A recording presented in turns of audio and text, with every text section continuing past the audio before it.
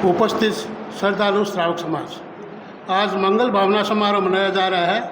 मुनिवर आपने लगभग 20 दिनों के प्रवास द्वारा पूरे उत्तर हावड़ा क्षेत्र को धर्म की ध्वजा फहराने के बाद मुनिवंद आपका यह भी हो रहा है। यद्यपि आपका प्रवास तो हमारे क्षेत्र के हिसाब से बहुत कम रहा है, लेकिन उस कम समय में भी आपने पूरे श्रावक समाज की अच्छी सार संभाल की है। आपका ये प्रवास मेरे लिए तो यादगार बना रहेगा, क्योंकि ऐसा अवसर किसी भाग्यशाली व्यक्ति को ही मिलता है कि आपका विराजमान हो रहा हो और किसी को अध्यक्ष पद की जिम्मेदारी मिली है। ये मेरे जीवन का सबसे शुभ संयोग है। आप श्री का यह प्रवास समय की दृष्टि से तो छोटा था, पर मुझे लगता है गागर में सागर भरने जैसा था। गुरुदेव श्री महासमण जी का जन्मोत्सव, पटोत्सव व संयम स्वर्ण महोत्सव के साथ कि आप अध्यक्ष अक्षय तृतीया का बड़ा आयोजन देकर हम सब की आंखें तप्त हो गई। ऐसा लगा मानो घर बैठे ही गंगा नहाने का सौभाग्य हमें मिल गया। इन सुपर डुपर कार्यक्रमों के छाप कई दिनों तक श्रावक समाज के दिलों और दिमाग पर अमिट रहेगी। इस हेतु मैं मुनिश्री आपका, मुनिश्री परमानंद जी व कुणाल मुनि का आभार मानता हूँ और मुनिश्री आपके प्रति कृतज्ञता ज्ञापित करता हूँ कि जिन्होंने इतने सुपरहिट प्रोग्राम हमारे क्षेत्र को प्रदान किए।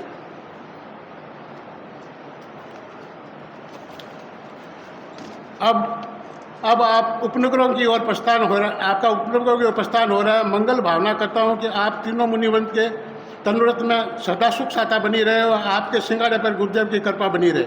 इस प्रवास में हमारे क्षेत्र के किसी श्रावक श्राविका से कोई गलती हुई हो और सभा की पूर्व टीम के पदाधिकारियों द्वारा आपके इंगित को समझने में कोई भूल चूक हुई हो तो मैं सबकी तरफ से क्षमा कामना करता हुए बारंबार मंगल भावना करता हूँ। शुभ भविष्य है सामने। आपका विदाई पुण्य आगमन के लिए। अहिंसा के अवतार भगवान महावीर स्वामी के चरणों में कोटि से वंदन। योग प्रदान आचार्य महासमुद्र के चरणों में कोटि से वंदन। मुनिवृंद, उपस्थित धर्म प्रेमी भाइयों बहनों, आगम वाणी है। संभाव को हाव मैं पमाया, गुरु सगासे विनयम न सखे, सोचे वो तस् अभूय भावो, फलम वकीयस वहायोई, फलम वकीयस वहायोई। जो मुनि गर्व, क्रोध, मान, माया या प्रमादवश गुरु के समीप विनय की शिक्षा नहीं लेता, वही उसके विनाश के लिए होती है, जैसे बांस का फल उसके वध के लिए होता है। जिस प्रकार सोना है उससे कुंडल आदि बनते हैं तो वह दिखने में अच्छा दिखता है, वह होता भी उसी के योग्य ही है। ठीक वैसे ही आत्मा भी विनय के द्वारा ही समाधि योग्य बनती है। जैन दर्शन में धर्म का जो मूल बताया है वह विनय है, और जैन साधना पद्धति में, भारतीय संस्कृति में और ऐसे कहे सभी धर्मों में विनय का बहुत बड़ा महत्व है। जहाँ विनय है वहाँ संपत्ति है, जहाँ विनय है वहाँ समाधान है, जहाँ विनय है वहाँ समाधि है, शांति है। विनय के अभाव में न शील है, न सत्य है, न साधना है, कुछ भी नहीं है। इसलिए ज्ञानी जन बार बार कहते हैं तो विनय की आराधना कर। ऐसे विनय के 7 प्रकार भी बताए हैं और ऐसे विनय के 5 प्रकार भी बताए हैं। उनमें पहला जो विनय बताया है लोकोपचार, अर्थात लौकिक फल प्राप्ति के लिए अनेक प्रकार से विनय, भक्ति, सेवा करना। जैसे एक पुत्र अपने माता पिता की बहुत सेवा करता है, ताकि समाज में मेरी यश कीर्ति हो, माता पिता प्रसन्न हो, मुझे विपुल धन संपदा मिले। अधिकांश लोगों का जो ध्येय होता है उसको छोड़ दो, ज़्यादातर तो स्वार्थ के वशीभूत होकर, प्रलोभन के वशीभूत होकर, कीर्ति यश के लिए, समाज में प्रतिष्ठा बढ़ाने के लिए सेवा करते हैं। मैं बाप की सेवा करूंगा तो मेरा नाम होगा, मुझे संपत्ति मिल जाएगी। तो कुछ जीव ऐसे होते हैं जो अपना कर्तव्य समझकर माता पिता की सेवा करते हैं, शुश्रूषा करते हैं। जिस माँ बाप ने मुझे जन्म दिया है, मुझे पाला है, बड़ा किया है, तो मेरा नैतिक कर्तव्य है उनको मैं समाधि पहुँचाऊँ।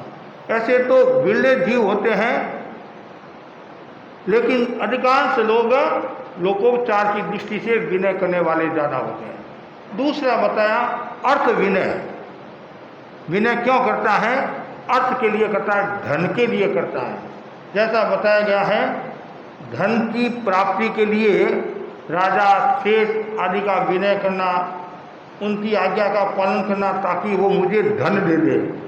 जैसे नौकर धन के लिए मालिक की सेवा करता है, और कभी कभी आप चंदा लेने के लिए जाते हैं तो उस समय भी आप बहुत मीठे बोलते हैं, आदि बोलते हैं, आप ऐसे हो, आप ऐसे हो, आप ऐसे हो, आप ऐसे हो, और सामने वाला व्यक्ति प्रभावित हो जाता है और आपको धन दे देता है। ये भी एक कला होती है, हर व्यक्ति धन नहीं ला सकता है। हमारे केसरीमल जी सुराना, राणा मास कहते, कई बार मैं प्रसंग सुनाता हूँ, वो धन निकलवाने में बहुत होशियार थे। जोजावर के एक भाई थे बाबूलाल जी भंसाली, निर्मल भंसाली के पिताजी। उस समय संभवतः उनके पास में 3 लाख रुपये थे। आज से 60-70 साल वर्ष पहले की बात है।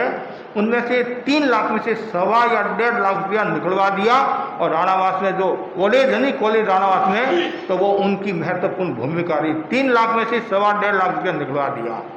उन्हें वो कला थी। और दूसरी बात, वो चंदा लेने के लिए कहीं जाते, सामने वाला व्यक्ति को उत्तेजित हो जाता, अहंकार में आता, गुस्से में आ जाता, तो भी वो कुछ नहीं बोलते। एक बार की बात है, वो इधर बिहार आसाम में चंदा लेने के लिए आए, राणावास स्कूल कॉलेज के लिए संभवतः। तो बातचीत के दौरान एक भाई को गुस्सा आ गया तो उसने केसरीमल जी के शरीर पर थूक दिया, कपड़ों पर थूक दिया, लेकिन उन्होंने गुस्सा नहीं किया। उन्होंने कहा, भाई ये तो मेरे को दिया है, ये तो मेरे को दिया है, और तुम संस्था को क्या देगा? अब बोल, संस्था को तुम क्या देगा? सामने वाला व्यक्ति पिघल गया, जो देना था दिया। ये भी कला होती है। और उसमें यदि बोलते हैं तुमने नहीं दिया तो क्या हुआ, 356 और दे देंगे, तुम्हारा क्या है? क्या भी बात है। कभी कभी सहन भी करना पड़ता है। दुधारू गाय होती है तो उसकी लात भी सहन करनी पड़ती है, कमऊ पूत की गालियाँ भी सहन करनी पड़ती है, बहू की सेवा की तो 17 बात सुननी भी पड़ती है। लेकिन यहाँ जो बताया गया है अर्थ विनय, तो जैसे नौकर को धन की आवश्यकता है तो बार बार वो मालिक का विनय करता है। आप ऐसे पैर दबाता है, हाथ दबाता, गड़ा नहीं, हाथ पैर दबाता रहता है, और कुछ न कुछ कहता है, आप ऐसे हो, आप ऐसे हो, आप ऐसे हो। एक भाई ने हमारे को बताया, मैंने तो पढ़ा, साध्वी श्री के पास में एक भाई को लेकर गया, उसकी खूब प्रशंसा की, ये हमारे उदार मना है, समाज में चंदा देते हैं, ऐसा वैसा वैसा, खूब प्रशंसा की, इतनी प्रशंसा की। और जिसकी प्रशंसा की वो तो चला गया, और जिसने प्रशंसा की साध्वी श्री के पास में बैठा है, और वो साध्वी श्री को कहता है, महाराज आप इसको जानते हैं? अभी तो तुमने बताया परिचय, महाराज 1 नंबर का कंजूस है, 1 नंबर का कंजूस है। तो फिर तुमने इतनी प्रशंसा की, इतना विनय दिखाया, वो दिखाया कि महाराज ये निकलवाना था स्टेज के ऊपर, उसको बुलाकर। तो अर्थ के लिए विनय करना। तीसरा बताया काम विनय। काम विनय से तात्पर्य है विषय भोग प्राप्ति के लिए स्त्री वेश्या आदि का विनय करना। कभी कभी आदमी काम वासना में इतना डूब जाता है, तो लड़की है वेश्या, उसका इतना विनय करता है, तो उसको बोलते हैं काम विनय। जैसे सिंह गुफावासी का उदाहरण आता नहीं, सिंह गुफावासी जो जहाँ स्थूली बद्र ने जहाँ चातुर्मास किया था, फिर ईर्ष्या के वशीभूत होकर वापिस गुरु की आज्ञा नहीं, गुरु की अवहेलना करके, आशासना करके वो वहाँ सिंह गुफावासी वेश्या के वहाँ जाता है और वह साधना से च्युत होने लग जाता है और इतना विनय करता है, और जिसके कारण उसने अपनी आत्मा का तो नुकसान किया ही, और जो वेश्या थी उसने भी बोझ ऐसा दिया और चुप हो गया। तो काम वासना के लिए, काम विजय के लिए विनय करना स्त्री से, वेश्या आदि से। चौथा जो बताया भय विनय, भयभीत होकर विनय करना, कहीं मुझे मार नहीं दे, मेरे को ख़त्म न कर ले, तो बार बार विनय करना, विनय करना, विनय करना, भय रहता है। आपने कोई गलती की, अब जज निर्णय सुनाएगा फांसी का या कुछ भी, या पुलिस आपको मारने लग जाए तो आपको बहुत भय है, तो आप बार बार विनय करते वो भय विनय हो गया। उसके बाद में है मोक्ष विनय। मोक्ष विनय से तात्पर्य है मोक्ष प्राप्ति के लिए अपने गुरु की तथा दर्शन कार्य तप की सम्यकतया आराधना करना।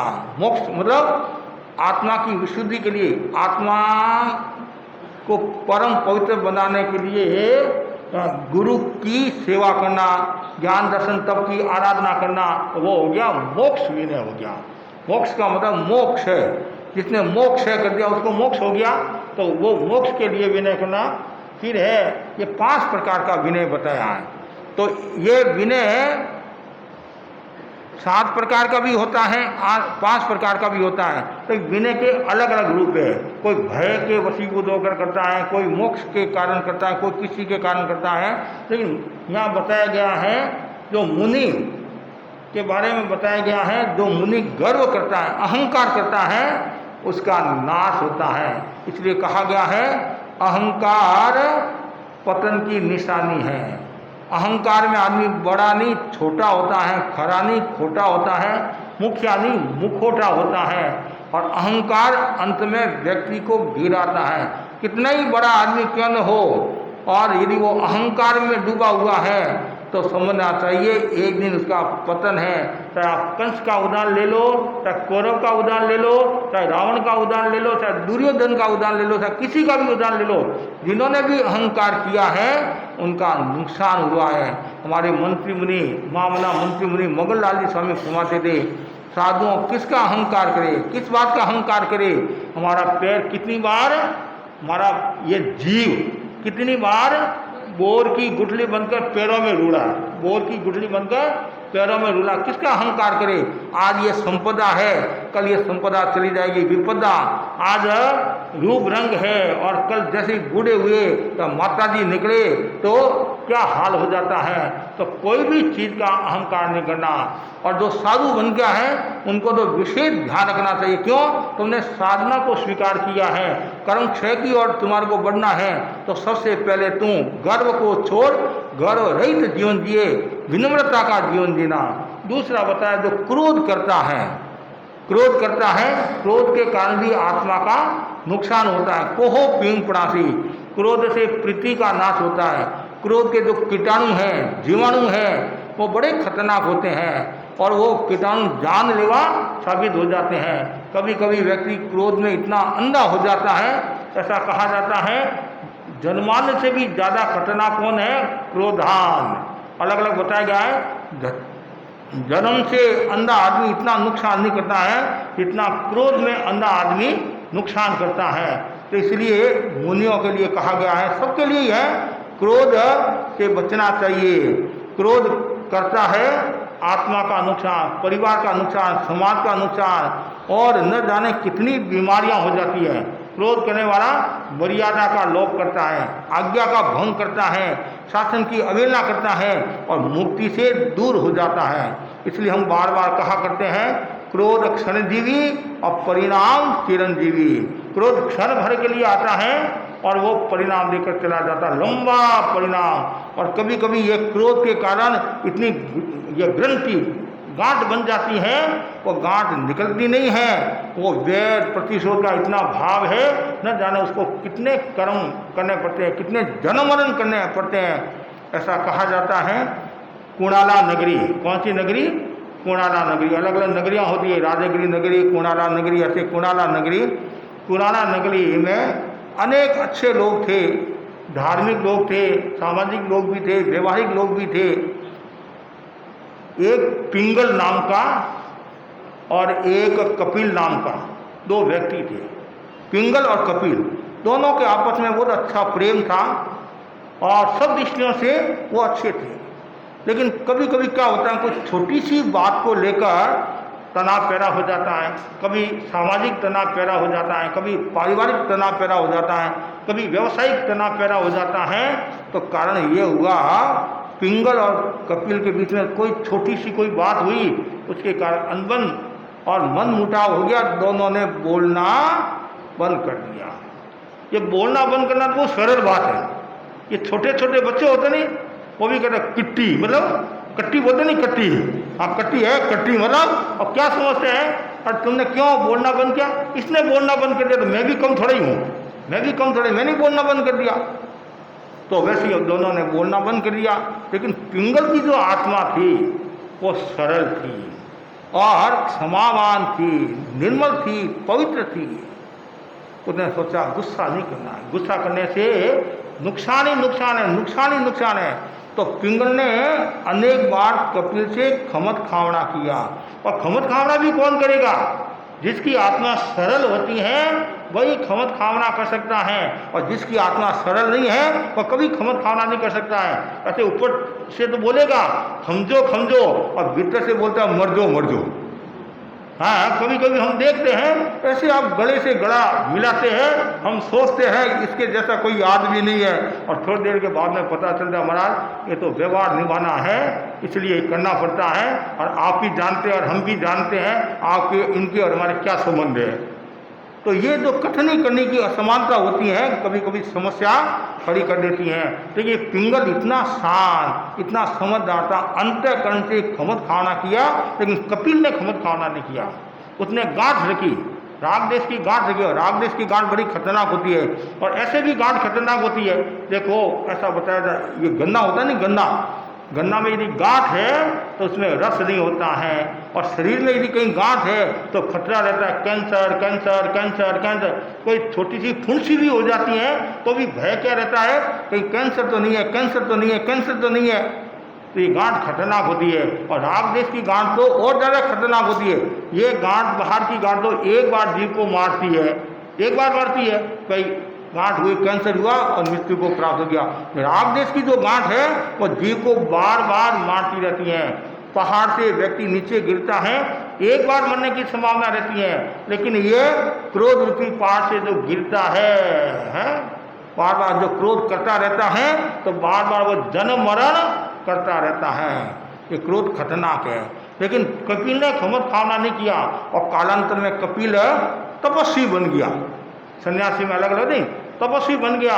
वो इतनी तपस्या करने लगा तो पूरे कुणाला नगरी में वो छा गया। आप जानते हैं तपस्या का प्रभाव तो हो गई, तपस्या का प्रभाव तो होता ही है, ज्ञान का भी प्रभाव है, दर्शन का भी प्रभाव है, चरित्र का भी प्रभाव है, लेकिन तब का व्यवहार में विशेष प्रभाव होता है। ये तपस्वी है, तपस्वी है, तपस्वी है। और बार बार हम उन मुनियों को भी याद करते हैं, श्रावक श्राविकाओं को भी याद करते हैं। हमारे मुनि थे भागचंद जी स्वामी। कौन थे? भागचंद जी स्वामी विदासर के थे, और आपको आश्चर्य होगा उन्होंने दीक्षा ली। दीक्षा के बाद में अनेक बार वो संघ से निकले और वापिस संघ में आए, और लास्ट में मुनि भीमजी स्वामी रोहित वाले जयाचार्य के भाई, उनका योग मिला और जीवन बदला। और 27 मास खमन किए उन्होंने, कितने? 27 मास खमन किए, ऐसा जीवन बदला। और फिर आपको आश्चर्य, भीमजी स्वामी का स्वर्गवास हुआ। भीमजी स्वामी का स्वर्गवास हुआ तो कुंजो जी स्वामी अब बड़े हो गए, और नंदू जी स्वामी एक और है, और नंदू जी को कहा मेरा मन नहीं लग रहा है, अब कुंजो जी स्वामी को बुलाओ। और मन क्या हुआ कि ये जो आसन है नहीं है, यहाँ पर मेरा भी आसन कर लो। तो ऐसे थोड़ी मरा जाता कोई, मेरा भी आसन कर लो। आपको आश्चर्य होगा, और मृत्यु को प्राप्त हो गए, देवलोक गमन हो गया। इच्छा मृत्यु जिनको बोलते नहीं है, लेकिन उनके जीवन में अनेक उतार चढ़ाव आए, और इतनी कठिनाई था। वो उग्र स्वभाव वाले थे, उग्र स्वभाव वाले थे। लेकिन जब पुण्य का उदय होता है, संतों का योग मिल जाता है, और दिशा और दशा को बदल दिया। 27 मास खमन किसको बोले? एक उपवास करना भी भारी होता है। मास खमन, खमन खाने वाले तो बहुत मिल जाएंगे, 30 खमन भी खाने वाले मिल जाएंगे, लेकिन तपस्या करना कठिन काम होता है। तो अब वो इतना तपस्वी हो गया तो पूरे गांव के लोग कहते हैं वाह वाह कपिल कपिल कपिल। यहाँ तक कि राजा भी प्रभावित, राजा भी तपस्या को सब नमस्कार करते हैं। और गांव में क्या होता है, मुनिराज पधारते हैं। गांव में कौन आते हैं, विजय व्रती पधारते हैं, विजय व्रती मुनि या आचार्य पधारते हैं। तो सब लोग दर्शन करने के लिए आए और प्रश्न भी पूछते, वो ज्ञानी थे, प्रश्न भी पूछते, महाराज मोक्षगामी कौन है, मोक्षगामी कौन है और जल्दी मोक्ष में कौन जाएगा। तब विजय व्रती मुनि ने बताया ये जो पिंगल है इनकी आत्मा सरल है, ये मोक्षगामी है। कौन है, मोक्षगामी है। फिर कपिल भी आया, उसको भी पता चला, वो भी आया। कपिल ने भी पूछा कि मेरे कितने भव हैं, तुम्हारे भव, तुम्हारे जो घोड़ा है जिस वृक्ष के नीचे बंधा हुआ है और उस वृक्ष के जितने पत्ते हैं उतने तुम्हारे भव हैं, मेरे कितने भव बाकी है। तो जैसे ये कहा तो गया जहाँ वो घोड़ा बंधा हुआ था, वृक्ष के पत्ते गिने 12 लाख थे। कितने, 12 लाख भव तुम्हारे हैं। वो तो देखता रह गया, आया वापिस 12 लाख है। हाँ, तुमने खमत खावड़ा नहीं किया इसलिए तुम्हारे भव इतने हैं। अब देखो आप, जिसकी आत्मा सरल होती है वो तो मोक्षगामी हो जाता है। जहाँ क्रोध है, अहंकार है, माया है, वहाँ फिर वो व्यक्ति मोक्ष को प्राप्त नहीं होता। इसलिए अंतःकरण से खमत खावना करना, अंतःकरण से जो खमत खावना करता है, उत्तराधीन सूत्र में बताया खमत खावना करने से जीव क्या प्राप्त करता है, प्रसन्नता को प्राप्त होता है, मुदित मना हो जाता है, आह्लाद की अनुभूति करता है और उसके जन्म मरण की श्रृंखला धीरे धीरे टूट जाती है, मोक्ष को प्राप्त हो जाता है। तो यहाँ बताया जो क्रोध करता है उसका परिणाम अच्छा नहीं आता है और जो क्षमा रखता है वो व्यक्ति आगे बढ़ता है। आपने नाम सुना होगा, अमेरिका का एक बहुत बड़ा अधिकारी हुआ, अमेरिका का, जिसका नाम था रेले। क्या नाम था, रेले। बहुत बड़ा अधिकारी था। तो उसके पास में एक भाई आया और उसने कई तरह किए, उसको खूब समझाया, बड़े प्रेम के साथ समझाया, समाधान भी दे दिया, लेकिन फिर भी उसको समाधान, वो कहे मेरे को समाधान नहीं, समाधान नहीं। इतने गुस्से में आया वह, उसने क्या किया, हाथ पर थूक दिया, हाथ पर थूक दिया, गुस्से में आकर हाथ पर थूक दिया। अब रेले के जो अंगरक्षक थे उनको कहाँ से सहन हुए, हमारे इतने बड़े अधिकारी के ऊपर इसने थूक दिया, इसकी कैसे हिम्मत पड़ गई। तत्काल जेब में से पिस्तौल निकाली और निशाना साधने लगा। इतने में रेले बोले इसकी भूल का जवाब ये पिस्तौल नहीं है, इसकी भूल का जवाब पिस्तौल नहीं है। तत्काल जेब में से रुमाल निकाला और फूंक फूंक किया है, ये है जवाब, ये है समाधान। इतनी सुंदर बात बता, ऐसा भाव सब में आ जाए तो आत्मा का कल्याण हो जाएगा। मतलब छोटी सी बात, इतना बड़ा अधिकारी था और ऐसे बात छोटी भी समझो, लेकिन जो महान आत्मा होती है, बड़े लोग होते हैं, वो समस्या का समाधान निकाल देते हैं। तो हमारे भीतर में भी क्षमा का भाव होना चाहिए। भगवान महावीर की तरह क्षमा होनी चाहिए, महापुरुषों की तरह क्षमा होनी चाहिए। और जहाँ क्रोध है वहाँ नुकसान है, वहाँ समस्या है, और जहाँ क्षमा है वहाँ समाधान है, आनंद है। फिर उसके बाद में जो माया करता है, जैसे हमने कल माया की चर्चा की थी, जो माया करता है तो वो भी व्यक्ति दुर्गति को प्राप्त होता है, आत्मा का नुकसान होता है। उसके बाद में प्रमादवश कभी लापरवाही, प्रमाद के वश गुरु के समीप जो विनय लेना है वो विनय नहीं लेता है तो वो नुकसान को प्राप्त होता है।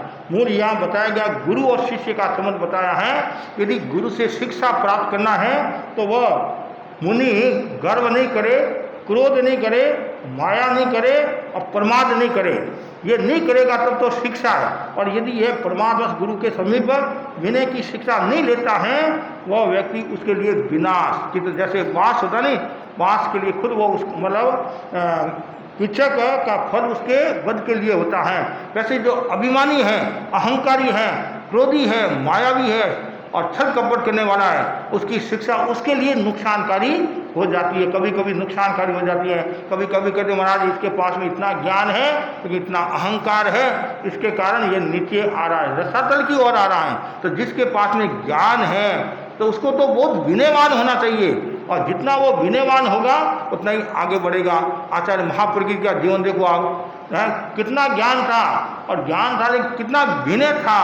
कोई भी पूछता तत्काल महासमुंद जी को देख लो और हमारे मुनियों को देख लो, कई मुनि इतने ज्ञानी हैं, कभी भी उनके पास जाओ हमेशा प्रसन्नता के साथ, वत्सलता के साथ, विनय के साथ वो बताते हैं। और कभी कभी तो ऐसा भी होता है, बड़े संत आगे छोटे संतों के पास में, तो वो क्या कहते हैं, महाराज आप क्यों पधारे, आप मेरे को याद कर लेते, मैं आपके पास आ जाता, मैं आपके पास आ जाता हूँ। ये विनय है, ये कौन कर सकता है जिसके पास में ज्ञान होता है। तो हमें भी ये ध्यान रखना है कि कभी भी अहंकार नहीं करना है और न क्रोध करना है।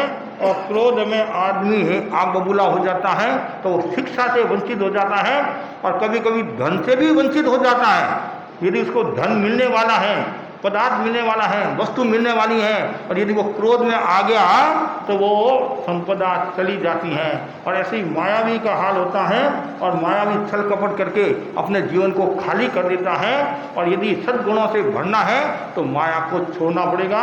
और जो प्रमादी है, जो पढ़ने लिखने में आलस करते हैं, विनय में आलस करते हैं, तो वो कभी भी आगे नहीं बढ़ सकते हैं।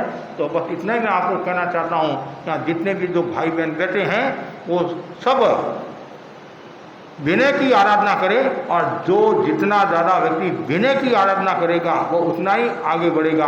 और जिन शासन का मूल क्या है, विनय, धर्म का क्या मूल विनय है। और 13 जनसंघ में यही बातें बताई जाती हैं, सबसे पहले विनय, विनय, बड़ों का विनय करो, गुरु का विनय करो, और समाज में भी घर का जो मुखिया है, मुखिया के प्रति विनय का भाव होना चाहिए, और उनकी आज्ञा पर ध्यान देना चाहिए, उनकी बात पर ध्यान देना चाहिए, और उनकी बात को उड़ाना नहीं, मखौल नहीं करना चाहिए। कभी कभी कहते पिता आप क्या जानते हैं, आपको कुछ आता नहीं है, कभी नहीं, ऐसा कभी नहीं कहना। और जो भी है सब मैं आपकी कृपा से हूँ, आज जो मैं आगे बढ़ा हूँ वो आपकी कृपा से हूँ। कभी कभी क्या कहते हैं, माँ बाप मेरे साथ में रहते हैं, कभी नहीं कहना मेरा सौभाग्य है मुझे ऐसे माँ बाप मिले हैं और मैं इनकी सन्निधि में रह रहा हूँ, इनकी छाया में रह रहा हूँ, और मुझे कुछ ज्ञान प्राप्त होगा, ज्ञान प्राप्त हो रहा है। तो सभी भाई बहनों को ये सब बातें छोड़कर विनय की आराधना करनी चाहिए। और जो विनय की आराधना करेगा वो कभी कभी इसी भव में मोक्ष को प्राप्त हो जाता है, नहीं तो शीघ्र कर्म क्षय करके मोक्ष को प्राप्त हो जाएगा। इसी आशा के साथ ओम अरहं। आज हमारे मुनि संघ के संयम पर्याय ज्येष्ठ मुनि प्रवर शासन श्री मुनि श्री हर्षलाल जी स्वामी का 2 दिन पूर्व प्रयाण हो गया था। वे हमारे धर्म संघ के एक रिजु मना संत थे। उन्होंने दूर दूर तक पद यात्राएं भी की, और पिछले अनेक वर्षों से राजस्थान में ही प्रवासित थे, और खासकर मेवाड़ उनकी जन्मभूमि है, तो अधिक चतुर्मास मेवाड़ में ही हुए। परंतु योग कहें इस वर्ष परम पूज्य गुरुदेव ने उनका चतुर्मास जसोल के लिए निर्धारित किया था, मारवाड़ की भूमि पर। और वो कानाना, जसोल बालोतरा के पास में छोटा क्षेत्र है कानाना, वहाँ पर विराज रहे थे, और उनका प्रयाण हो गया। बैसाख जेठ कृष्णा तृतीया को उनका प्रयाण हो गया। हमारा सौभाग्य रहा कि हमें अनेक बार उनकी सन्निधि प्राप्त करने का अवसर प्राप्त हुआ। उनका वात्सल्य और स्नेह आशीष हमेशा बरसता रहता था। वे छोटे से गांव में जन्मे, पले बड़े हुए, तो उनके जीवन में वो ग्राम्य संस्कृति झलकती थी। उनका जीवन श्रम का जीवन था। वो स्वयं श्रम किया करते थे, श्रम करना पसंद करते थे, स्वयं गोची जा आते थे, और अपना कार्य स्वयं करने का प्रयत्न किया करते थे।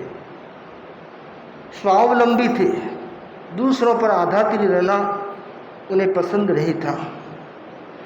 और हम 2012 में गुरुदेव आचार्य श्री महाशरण जी का जसोल चतुर्मास था, गुरुदेव की सन्निधि में थे। और चतुर्मास के बाद में उस एरिया में काफ़ी दिन शिवांशी मालानी में रहना हुआ। टापरा मर्यादा महोत्सव था, तो मुनिश्री का पदार्पण भी उस समय वहाँ पर हुआ। तो सर्दी के दिन थे, राजस्थान में सर्दी, अच्छी सर्दी पड़ती है। हम तो गर्म स्थान तलाशते थे, भाई सर्दी का समय है, रूम बंद हो, गर्म हो या तल घर में सो जाए जिससे गर्माश रहे। परंतु मुनिश्री जो हॉल था, हॉल में ही पट पर एक साइड में पड़ा जाते थे। हमने पूछा, इतनी ठंड में आप भी नीचे पधार जाओ, अंदर पधार जाओ, कि नहीं मुझे तो थोड़ी थोड़ी ठंड लगती रहे ना, वैसे में सोना अच्छा लगता है। मोटी सी कंबल ओढ़ लेते और उस पर पट पर ठंड में सो जाते थे। तो उनका जीवन बड़ा ही प्रेरणीय जीवन था। सुविधावादी मनोवृत्ति उनके आसपास भी नहीं थी, सहज सरल उनका जीवन था। तो ऐसे मुनिश्री का प्रयाण हो गया। हम उनके प्रति ये मंगल कामना करते हैं कि वे जहाँ भी गए हैं वहाँ से शीघ्र ही अपना जो लक्ष्य है, मोक्ष गति प्राप्त करने का लक्ष्य है, वह लक्ष्य उनका पूर्ण हो, उस दिशा में आगे बढ़ते रहें, ये मंगल कामना करते हैं। ओम आराम। मैं निवेदन करूँगा मुनिश्री से कि मुनिश्री हर्षलाल जी स्वामी के संदर्भ में अपने उद्गार व्यक्त करें। मुक्तितम अहिंसा संयमोतो देवावितम नमन संति जस धम्मे श्यामण। पानी को ऊपर चढ़ाने के लिए यंत्र की आवश्यकता होती है, मन को शक्तिशाली बना जीवन का रथ है, मुक्ति का पथ है, विकास का सूत्र है, जीवन का आलंबन है। और जो व्यक्ति धर्म को आत्मसात कर लेता है, धर्म को जीवन में उतार देता है, तो समझना चाहिए शीघ्र ही कर्मों का क्षय करके मोक्ष को प्राप्त हो जाता है। धर्म की साधना के लिए, जीवन को पवित्र और निर्मल बनाने के लिए भगवान महावीर ने 2 प्रकार के धर्म बताए, आगाध धर्म, अनगाध धर्म। तो सब अनगारी नहीं हो सकते हैं, आगारी भी होते हैं। कुछ विरल आत्माएं होती हैं जो अनगाध धर्म को स्वीकार करती हैं,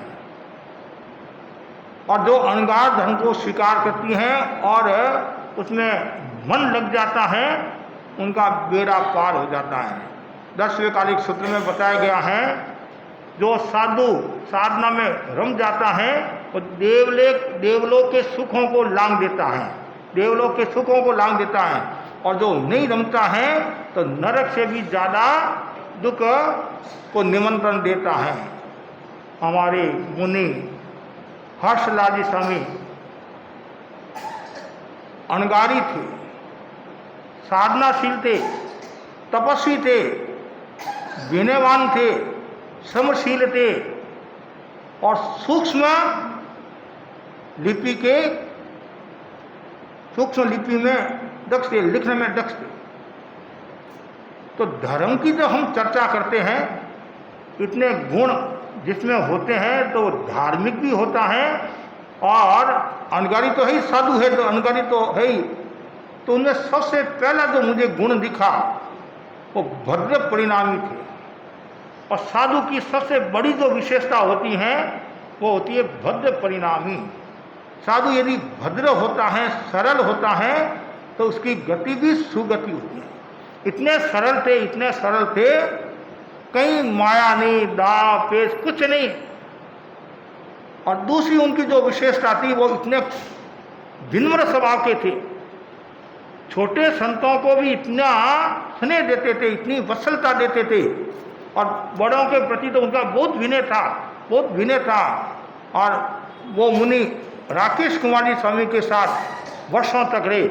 उन्होंने कलकत्ता में भी मुनि राकेश कुमार जी स्वामी के साथ में चातुर्मास किया। वो इतने विनम्र थे, इतने विनम्र। राकेश मुनि तो ठीक है, बड़े संत थे, लेकिन मेरा अनेक बार उनसे काम पड़ा। तारानगर मर्यादा महोत्सव था गुरुदेव महाप्रज्ञ जी का, तो सुबह सुबह हम बाहर पंछी समिति के लिए बाहर जाते, तो मैं हर्षलाल स्वामी आदि प्राय साथ में जाते और सुख दुख की भी बात कर लेते, सुख दुख की भी बात कर लेते। वो मेवाड़ के थे और कभी कभी रास्ते में भी मोहनलाल जी स्वामी का सिंगाड़ा और हर्षलाल जी स्वामी का सिंगाड़ा और सिंगाड़ा, जब थली से मेवाड़ जा रहे हैं, मारवाड़ जा रहे हैं, तो साथ में भी काम पड़ा। और सबसे ज़्यादा काम मेरा बालोत्रा चातुर्मास, ये जसोल चातुर्मास था, और मुनिश्री का बाद में चातुर्मास घोषित हुआ, चातुर्मास किया, और चातुर्मास के बाद में वो बालोत्रा, जसोल, अषाढ़ा एरिया में पधारे। गुरुदेव भी उस एरिया में विचरण करा रहे थे, तो उस समय हमारा काफ़ी अषाढ़ा में साथ में रहना का काम पड़ा।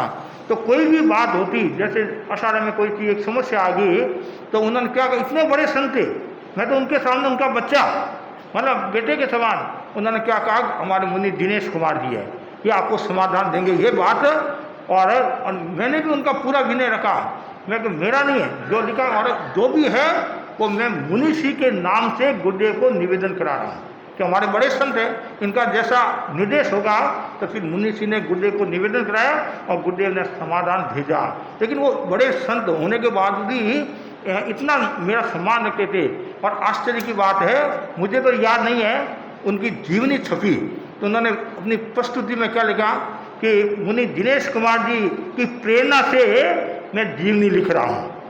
मुनि दिनेश कुमार जी की प्रेरणा, दिनेश कुमार जी ने मुझे कहा आप अपनी जीवनी लिखो। मुझे तो याद नहीं है, लेकिन जब मैंने देखा नहीं तो उनकी कितनी महानता, कितनी विनम्रता, कितने वो मृदु थे, कितने कोमल थे, और सबसे महत्वपूर्ण बात वो सादगी में जीवन जीने वाले। हमारे राजस्थान में कहा जाता नहीं, मारवाड़ी में, कि बाबो को बाबो, हड़ी को हड़ी, कहने मतलब अगवानी भी थे, अगवानी थे तो अगवानी का भी वो काम करते थे, और लाड़ेवाड़ी का भी काम कर लेते, मतलब कहने मतलब जगह साफ करना तो जगह भी साफ कर लेते, पानी भी लेकर आ जाते, और वो खुद गोश्री करते थे, खुद गोश्री करते। इस उम्र में भी, अभी तो वर्तमान में मुझे जानकारी नहीं है, कुछ साल पहले तो खुद गोश्री करते थे। इतने वो परिश्रमी थे और कभी भी दूसरों पर आधारित नहीं रहे, खुद का काम खुद करते थे, कपड़ा धोना आदि करना, इतने बड़े संत होने के बावजूद भी। और आचार्य महासमुद्र जी ने उनकी विशेषताओं का अंकन करते हुए शासन श्री के पद से उनको नवाजा गया। और दूसरी बात है, सबसे महत्वपूर्ण बात यह है, आज तेरापन धर्म संघ में दीक्षा पर्याय में, आज नहीं मतलब 2 दिन पहले तेरापन धर्म संघ में दीक्षा पर्याय में सबसे ज्येष्ठ थे, सबसे बड़े मुनि हर्षराज जी सब थे। हाँ, उनकी जो दीक्षा हुई विक्रम संवत 2002 में दीक्षा हुई, और अभी 81 चल रहा है, 81 चल रहा नहीं तो करीबन 79 करीबन, और 10 वर्ष की उम्र में उन्होंने दीक्षा ली करीबन। कुल मिलाकर 90 वर्ष में उनके 3 साल घट रहे थे। भाद्र महीना का उनका जन्म है, और 3 महीना घट रहे थे। भाद्र महीना में उनका जन्म हुआ और जेठ में उनका स्वर्गवास हुआ। यह भी योग की बात है, तीज का जन्म हुआ और तीज का ही स्वर्गवास हुआ, बदी में जन्म हुआ और बदी में ही उनका स्वर्गवास हुआ। और वो भी देखो, मतलब जैसा सुना है, कुर्सी पर बैठे थे, या तो स्वाध्याय करें, कुछ करे होंगे, सुना रहे होंगे, और ऐसे सुनते सुनते ही देवलोक गमन हो गए। और इतने सरल, इतने रिजु, इतने परिश्रमशील, और ये तो निर्मल भव्य आत्मा थी। और ऐसे तो उनका जीवन ग्रामीण जीवन था, लेकिन वास्तव में उनकी आत्मा इतनी निर्मल और पवित्र, मुझे तो लगता है वो शीघ्र ही कर्मों का अक्षय करके मोक्ष में जाएंगे।